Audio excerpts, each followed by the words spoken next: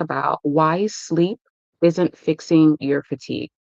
So, you're probably a busy professional woman. You get up in the morning and you're tired. You get ready for work. Maybe you have kids. Maybe you have to walk your pets. Whatever it is that you're dealing with in your mornings, you get up and you're already tired. So, when you get to work, you push through your day, and then when you get home, you're exhausted. So whether you have to go and pick up your kids or get them ready for bed and get them ready for the next day, you're absolutely exhausted. And so you think to yourself, hey, I need to go to bed earlier, right?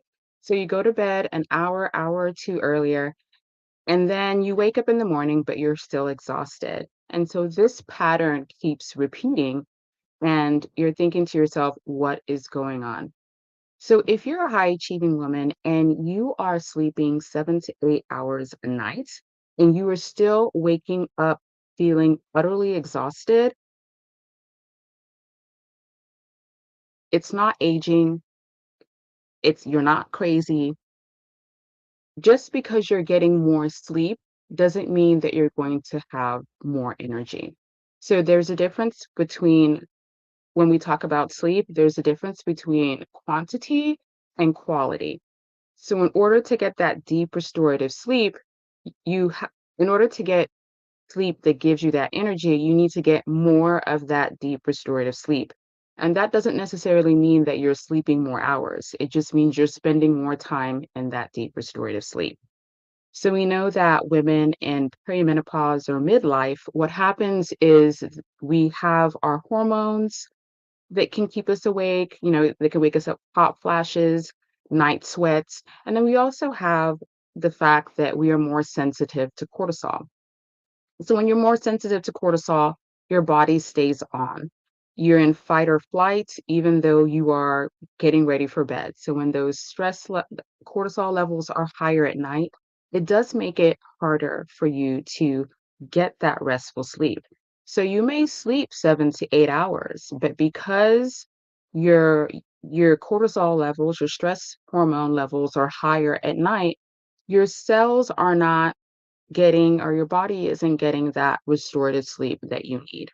So I have a client and she is a busy professional woman. She always gives her best at work. And then, of course, she's caring for a sick parent.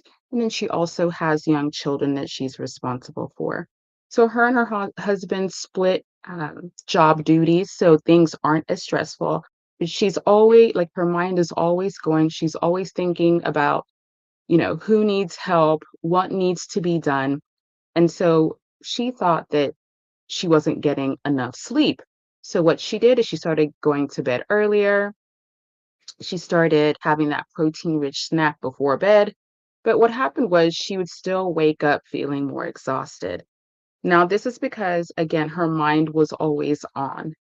And one of the best ways for you to kind of turn that off is to create a wind down routine.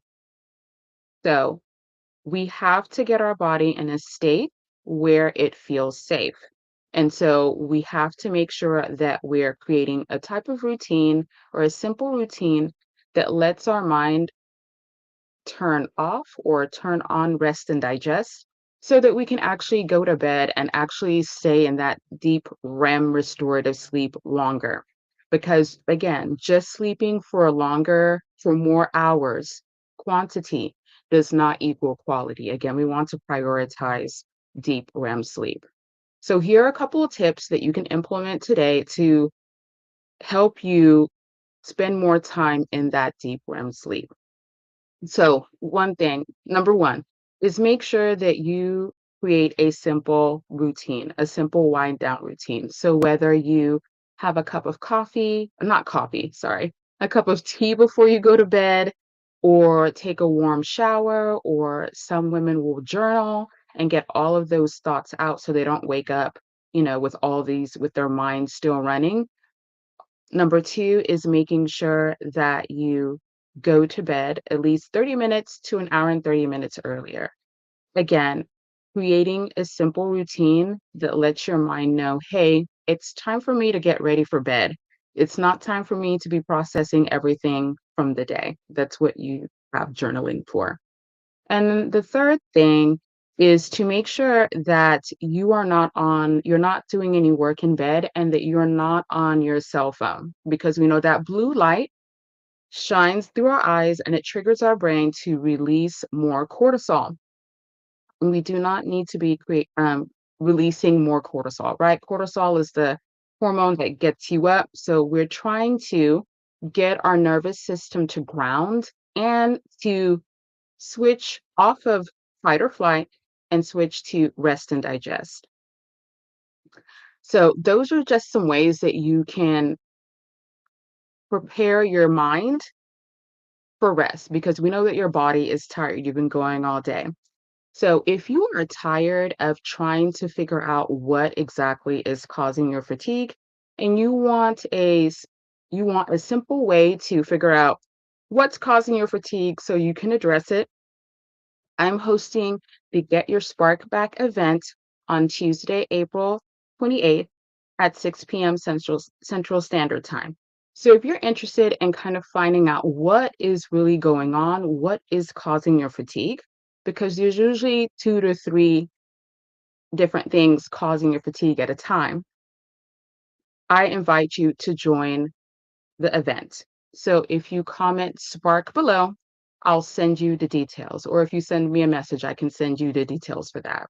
So during that event, we'll be taking my What's Causing Your Fatigue quiz. And that quiz will let you know what are the top areas that are causing your fatigue. And then we can take the next steps to help you get your energy back. So that's it for today. On Monday, we're going to be talking about you're running on empty, you're so exhausted, and then we'll talk about some tips then. Have a good weekend.